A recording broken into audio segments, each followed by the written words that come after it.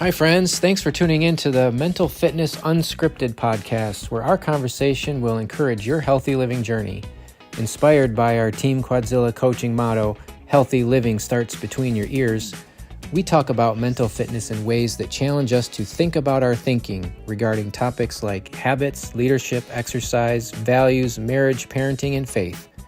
Our hope with this podcast is to sharpen you as we sharpen ourselves to be all we were made to be. So let's dive right into the conversation on this episode of Mental Fitness Unscripted.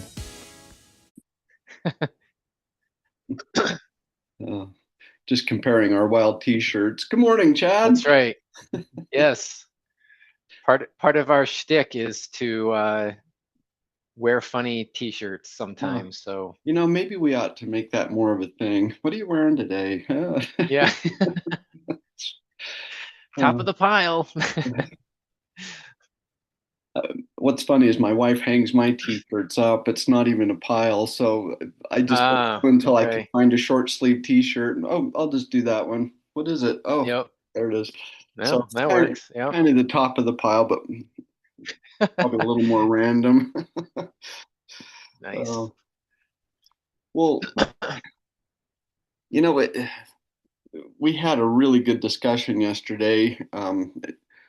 For those of you that don't know, Chad and I actually we have a different interaction a day before this podcast, and we don't talk about the subject for this, but we talk about some other things, and they're really spiritual in nature, and I really appreciate that interaction back and forth, and we've shared that for a while now. But doing what we've done here, gosh, when did we start? It was 2000, wasn't it? Was it? Yeah. Was In it terms May of or?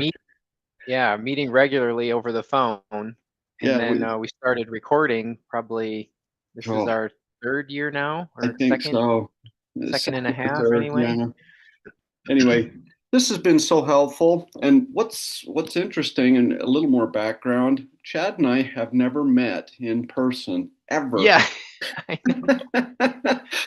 Yeah, so crazy. And here we are bumping up against 6 years of this every Friday, just exchanging back and forth. We've talked books, we've talked all kinds of theory and concepts, and we've had a few disagreements, but by and large we've agreed. And I think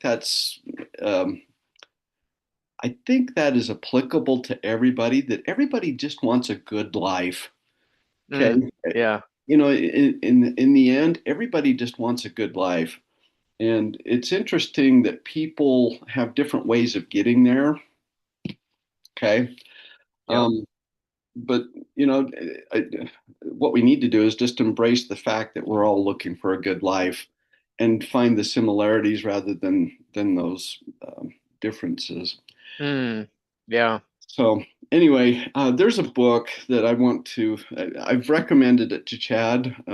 I've been really studying it because it's really brought to light some things that I've had wrong in my brain.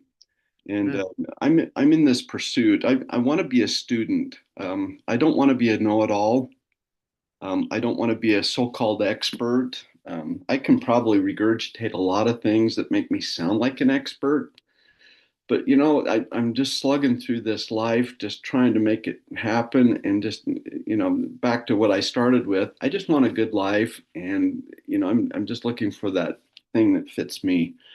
Not that I'm seeking for my own truth, and I want to make that caveat. I am not looking to validate what I think. I'm looking to find those core principles that I'm not familiar with that will help me live a good life. Truth is truth. Truth is truth. It's static. I can't change it.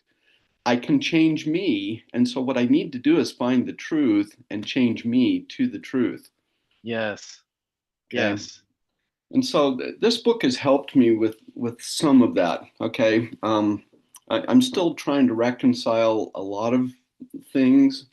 You learn new things, and sometimes it's like, does that fit? Is that really true? Is that, and so you have to just kind of sort through that. And my intention, I'm still human. I'm going to make mistakes. I'm still, I'm fallible. I still have my opinions. I've got all that, but I'm trying to minimize that and look at this with an open, I say open mind because none of us has an objective open mind. None of us. We, Mm, we all right. come Yeah.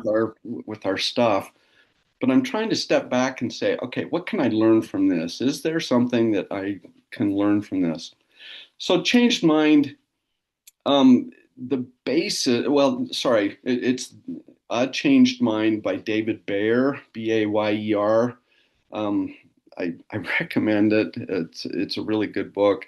He goes through his life journey and how he's tried to straighten things out and, doing um, mental fitness type stuff, going to seminars, reading books, and he says it just always seemed like I couldn't get a break.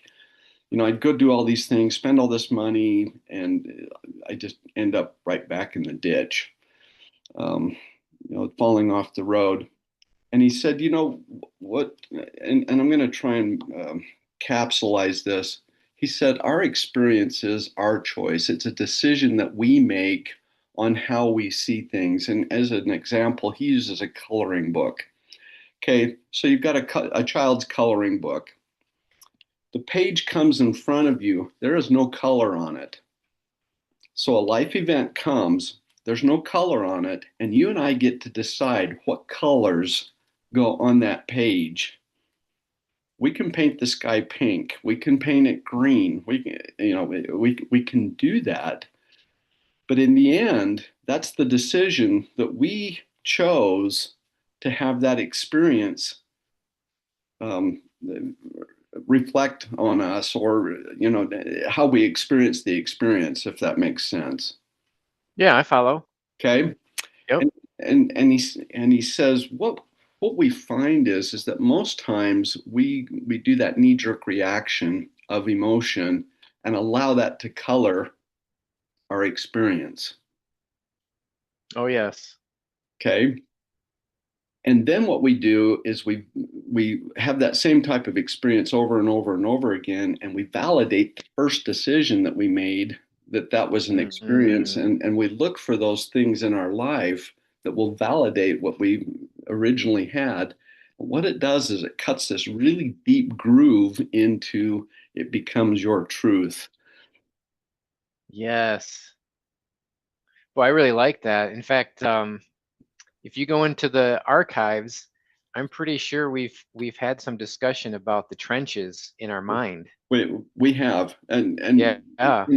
we've talked about this before, but Yeah. Okay. what's interesting is the thing that really opened it up for me is I make a decision about it. Mm, I hadn't really gone to ground with that. I knew that I was in charge. I knew that I was responsible. But you know what? Any belief that you hold is a decision that you made in the past and have supported. yes. I agree with that Any 100%. belief, okay? Yep. Any belief. The dog bit you, okay? Growing up, the dog bit you. Okay, does that make all dogs, they're going to bite you? Every interaction that you have with the dog, is it going to bite you? And Yeah. That's an easy assumption for us to jump to well, for the rest of our life. it Yeah. is, but you will support it because every dog that you interact with will bark at you and oh, Hmm. is it going to get me? And we just cut that groove deeper and deeper and deeper and deeper. Yes. Okay, so we support that. Now, what's the truth? And we've talked about this before. Truth is it's its own thing. You and I can't change it. Mm, It's its own thing. And we mentioned it earlier in this discussion, but truth is truth. So what's the truth about that dog? Yes, it bit you. Yes, it was a bad experience, but you made the choice to color it that way.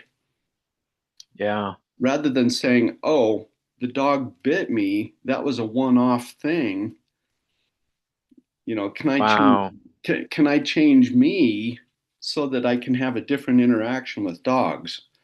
Mm, But see, that's not the knee-jerk reaction that we usually go through. Oh, the dog bit me, right. therefore all dogs are Yes. mean or evil or, you know, Yeah. fill in the blank, however you color it.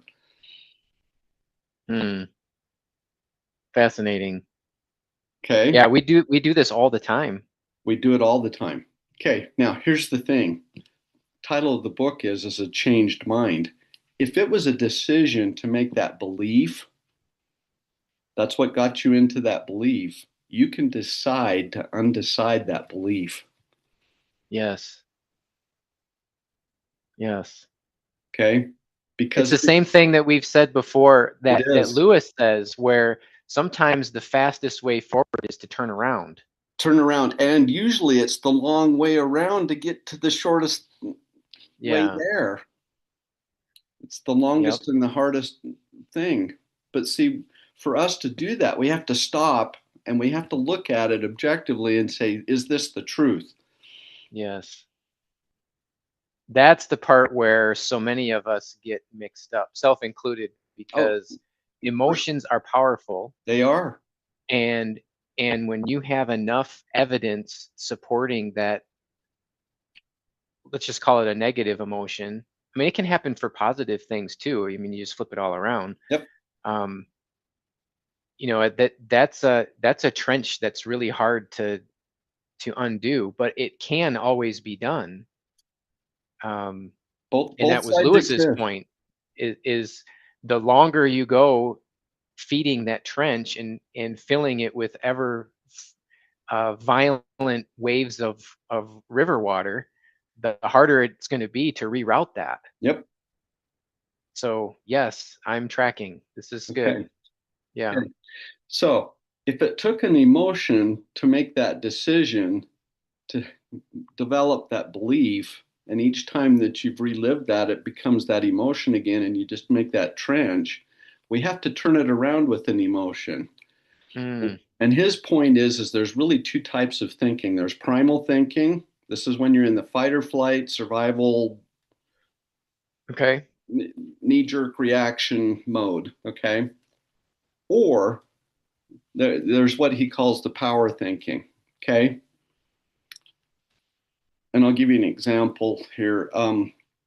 I can have an experience. I can paint it with my emotion, or I can stop it and say, wait a minute, I'm grateful that this happened because I'm going to learn from this. Mm, And what he does is he says you have to go to a powerful state on purpose. It has to be a conscious thought rather than just a knee-jerk reaction emotionally. Okay. And then he says you have to go to a positive emotion, the emotion of love, the emotion of gratitude. You know, can you love that dog that just bit you? Man, that's hard. Okay, it's really yeah. hard, but you Yeah. can do it. Okay. Um, so you know, maybe you've got a money thing. You've worked really hard. You just can't save money. You know, money just doesn't come to you and flow to you. Well, somewhere back in your past, you know, maybe it was your mom told you that money was the root of all evil, or you know, whatever it was. But you made a decision back there, and then you've cut this groove to where you are, and you've got all these affirmations on the mirror and all these other things. You know, money is my friend, money flows to me, I'm a magnet for money, I know how to, you know, you can have all those things, we can chant them, we can yell them, we can walk across coals, we can do all that, and then we fall right back into the ditch, right? Yes. But the problem with that is that as you do those affirmations in your brain, because you've wired it that way, it's going, no, you can't. No, you can't. Hmm. See? No, you can't. See? And it will point back to things. So the other side is that we can make a decision to have a new belief, but we have to find evidence that that's possible. And we have to find evidence in our life that that's Mm. possible. Back to the dog bit me. Did every dog in your life bite you? course not. There's no way. Okay. And so what you have to do is you have to lean on, well, there's been several dogs that didn't bite me. So therefore, it doesn't mean every dog is mean. Yep. Okay. Money is the root of Changing your all mind. Yeah. change. Okay. It's a new decision and you have to do it on purpose. Back to money consciousness. Money's the root of all evil. It causes, blah, blah, blah. Okay. We've all heard it. How many good things have come from money? Mm, And find those evidences and right. find those in your life. Maybe somebody that had a little bit of money left a care package on your front step because they knew that your family was having financial problems. Yeah, finding those evidences. How many Yes. charities are funded with money? How many, just finding those evidences, and that's what you have to do is you have to establish that emotion, Mm, make a new belief, make a new decision so that you can have a new belief, but then you got to tie it to the evidences in your life that those things have really happened. And that takes some work. oof. Yeah, it reminds me of a line that I heard somewhere that says something like, "You will always find what you're looking for." I, And we're at face programmed. value, that sounds a little bit weird, but I think it follows what you're saying is that um, if whether consciously or not, if we're looking for the negative evidence to support that negative emotion, that's what we're going to find. We'll find it every time. It's just like uh, it, I think you shared this story a while ago about when you buy a new car and you're Yep. like, I'm the only one that has this car, and then you drive down the road and that's all you see is All you see. everyone else that has the same car, and you're like, dang it, how did this happen? Well, it's because this is what we were looking for, and Exactly. then we Yeah. find it. Yeah. It's like the self-fulfilling prophecy. It's the same idea. We will find exactly what we're looking for. Yeah. It's just Yeah. right back here in the brain. Yep. God put it there when He created us so that it would filter out. I I mean, if you were aware of everything that's going on right now, it would Overwhelming. it would be Yeah. overwhelming. Okay. And so you have a reticular activating system that you can program to look for things that Mm. are important to you. Okay. Yes. If you're asleep and the front door opens to your house, I promise you'll wake up because that's important to you. Somebody's coming Yeah. in. Okay. Um, the brand new car that you just bought, and it's the only one. I mean, you've never seen one before. And then you're driving out of the parking lot and you drive down the street and there's 12 of them. Um, Yep. it's because it became important to you, and you're looking for that. Um, I'm part of this association. I'm part of that society. And Yeah. that's how we're drawn to friends. That's how we're drawn to, yeah. Yeah. It becomes important. See, when I look at somebody, I look at their watch and I look at their shoes, and Yeah. Can those we are be friends? are we friends? Yeah, right. By the way, this is my electronic watch that I count steps and exercise in. I've almost been my 10,000 steps. Hey, already. Great. Yeah, it's only 8:30. Yeah. It's 10:30 where you are. I'm being sloppy for Yes. where you are. I know. I'm halfway through my morning already. I don't know if that makes sense, but the thing that the thing that made an impact on me was is that it's a decision. My every belief I have is a decision that I made and that I've supported. Yeah. Every belief, Yeah. and whether So again, it's back, in terms of the mental fitness exercise. This is just another evidence that this is not about your mama. This is not about the government. This is not about your circumstances. My responsibility 100%. I get to choose how I color that page, what evidences I have to support my negative feelings or my positive feelings. This is a me thing. This is on me. Absolutely. And in a way, that's super empowering, I think.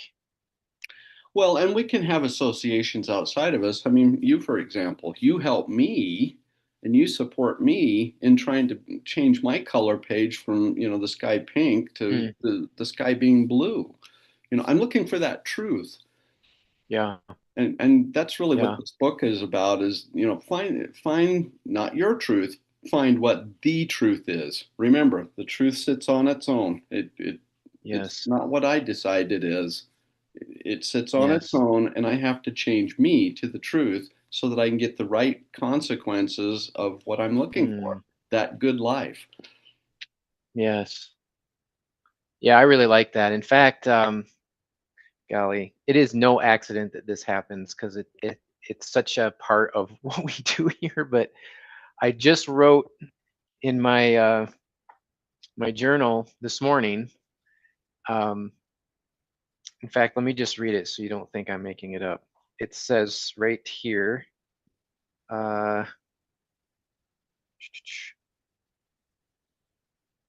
may I test all my thoughts and ideas against the truth. Oh, that's so good, Chad. This is a mindset that I want to cultivate because, as we said just today, our emotions are powerful Oh, and they're they huge.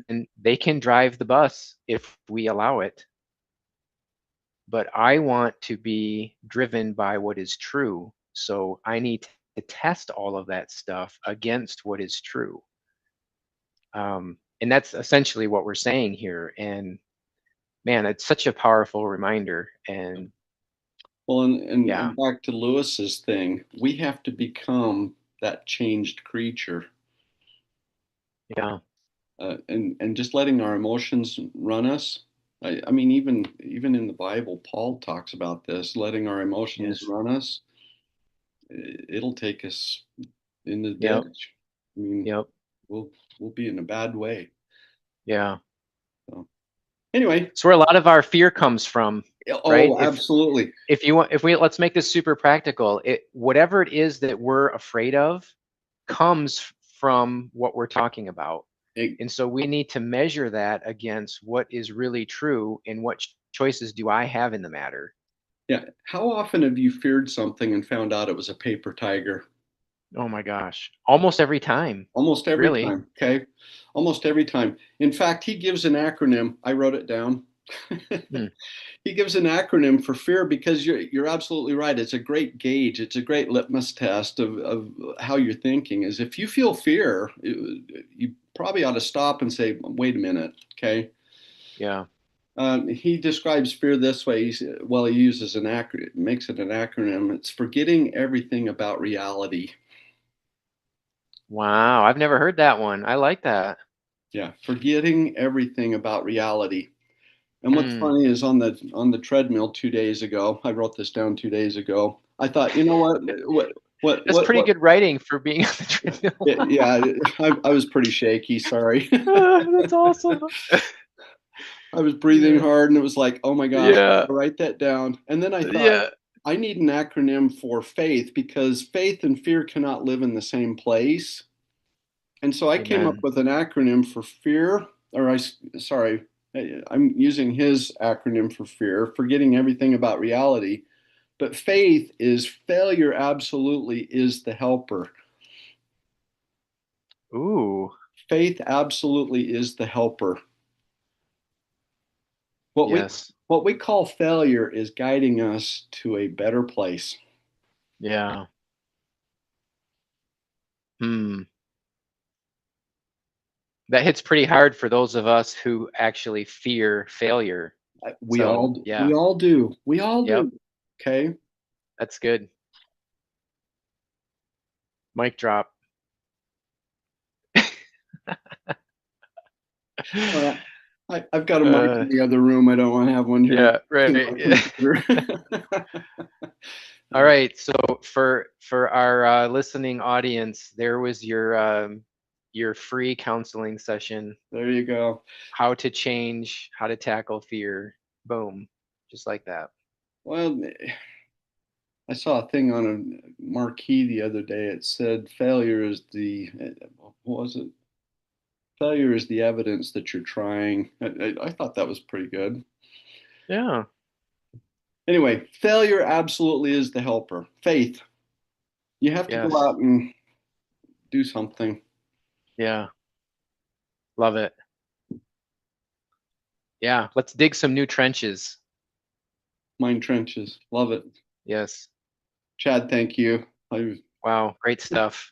I hope that was helpful to you. This book has been really helpful. I just scratched the surface. There's much, much more.